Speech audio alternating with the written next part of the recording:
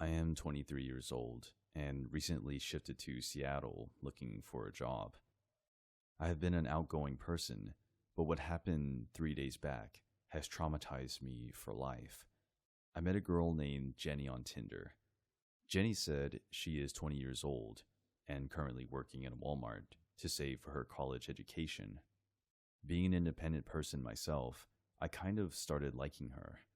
We texted almost all the time possible. I too got a job in a retail company. Things were taking a good turn, so one day I asked Jenny out. Jenny gave me an address of a coffee shop and reached there on time. I sat down near a big glass window facing the street. I was scrolling through my phone, waiting for Jenny, just when a weird feeling grabbed my heart. I felt like someone was secretly watching me. I immediately glanced at the street. The street was filled with people walking by, so it was hard to spot anyone in particular. I thought it was all in my head, so I ignored it. But within a few seconds, I felt like I was being watched again.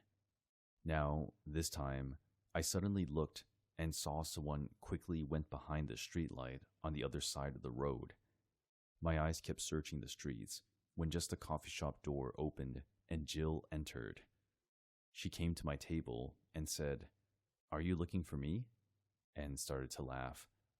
I awkwardly smiled and didn't tell her about this weird incident. We started to talk, and I had a really nice time with her. We came close, and Jenny often crashed at my place after work. Sometimes I noticed Jenny getting lost in her thoughts. One evening, we went to watch a movie, but halfway through the movie, she suddenly got up and said, "I want to go home."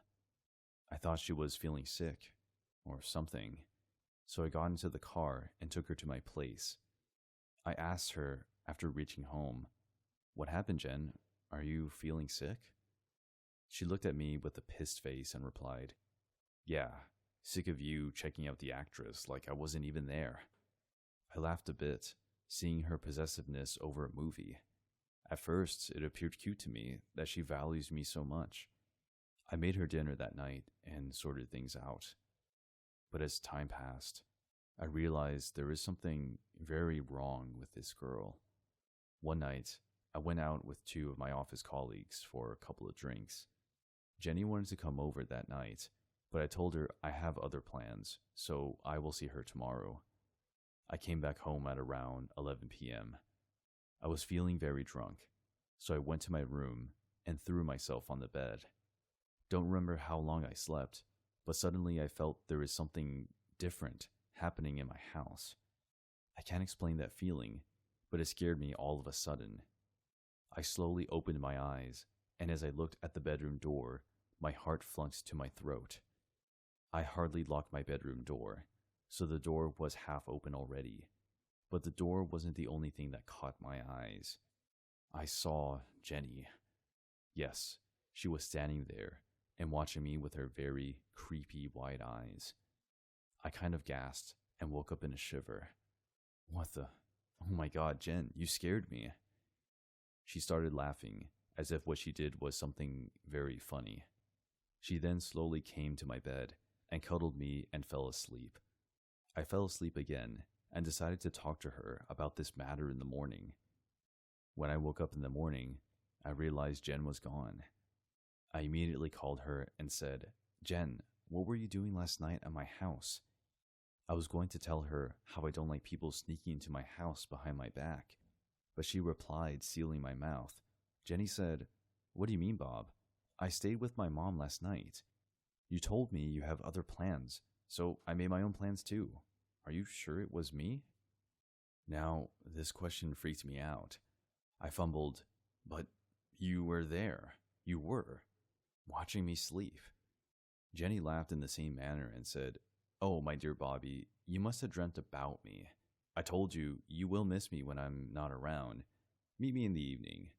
And she disconnected the phone. I couldn't concentrate on my work that entire day. All I was thinking was how real all of it was. I almost felt her touch while she slept beside me all night.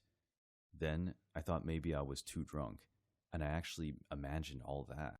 A few days later, I took Jenny to that same coffee shop where we met for the first time. We were talking while a colleague of mine named Pamela entered the shop. She came in, and I introduced her to Jenny. Jenny smiled at her, and after spending some time at the coffee shop, we came home. It was a Sunday, so I told Jenny to stay over. I was making fries in the kitchen. As I turned back, I saw Jenny standing behind me with an expressionless face. I obviously got startled a bit and said, "My God, Jen, when will you stop doing this?" She replied, "Doing what?" I said, "How long were you standing there? It's kind of creepy, you know." I don't know what I said, but she suddenly turned all furious and replied, "What's the deal with Pamela?" I wasn't expecting this question at all, because Pamela talked to us for hardly a minute. I said with surprised eyes, "Geez, Jen, you are overthinking it now. We just worked together and it was a coincidence that we came across today." Jenny rushed to me and started screaming at my face. "Oh, really? Do you think I don't see you? I watched you sitting in the cafe all busy on your phone. Maybe you texted her to come there." I was completely shocked by hearing this. I replied in an annoyed tone, "That means, do you watch me secretly? That night wasn't a dream at all. Fuck, Jenny, you are a freak, man." Next, what happened was beyond my expectations. Jenny screamed in her squeaky voice and lifted the hot pan from the stove. Before I could do anything, a warm metal hit my head so hard that I fainted on the ground, screaming in pain. When I woke up, it took me some time to realize where I was. My head felt heavy. I found myself tied up inside a bedroom cupboard. Jenny tied both my legs and hands and dumped me inside my own cupboard. She also taped my mouth so that I can't scream. I was finding a way out just when a voice came to my ear. "Where is Bob? Is he okay?" I was sure it was Pamela's voice. I thought to myself, what the hell is she doing in my house? But then I heard Jenny's voice too. She was speaking to Pamela like nothing happened all this time. Then I saw both of them enter my room. Jenny said, "Bob talks a lot about you. I guess you guys are really close, huh?" Pamela was sitting on my bed, while Jenny was standing in front of the cupboard door. Pamela replied in an awkward voice, Yeah, he is a good friend. So where is he? You guys said you need my help. What's going on?" My eyes widened in horror because I could see the upcoming danger. Jenny was holding a kitchen knife in her hand. Her knife was hidden behind her, so there was no way Pamela could see this coming. I got terrified, thinking all this time I was dating a freaking psycho. Now she wants to kill Pamela too, just because I talked to her this morning. I immediately tried to free myself with all my strength. Obviously, it ended up making thuds inside the closet. Pamela got up and said, "What's that sound?" Jenny said in a spine-chilling voice, "I think it's coming from the closet. Why don't you check it, Pamela?" Pamela didn't realize what was going to happen next, and she walked towards the closet. As she opened the closet door and saw me bleeding from my head and tied up like a captive, she gasped in horror and turned back. Jenny was holding the knife above her and started laughing like a maniac. But by this time, I already freed my hands, and as Jenny went to strike Pamela with the knife, I came in between, and she stabbed my arm instead. I screamed in pain, but before she could do anything more violent, I knocked her out. I know I should not have hit a girl, but that's the only way I could stop her from killing me and Pamela at that moment. The cops came, and so did the paramedics. I was rushed to the hospital. I bled a lot and got 6 stitches on my arm and 3 on my forehead. Pamela told the cops everything about how Jenny tricked her to come to my house. The cops arrested Jenny. Yesterday, I got a call from them. They said that Jenny has been put in a mental institution. I probably punched her real hard, due to which she is having short-term memory loss for the time being. I asked them to have informed her family or not, but the cops told me her parents died long ago. I felt sorry for her and was thinking about visiting her, so I asked them, "How is she doing now?"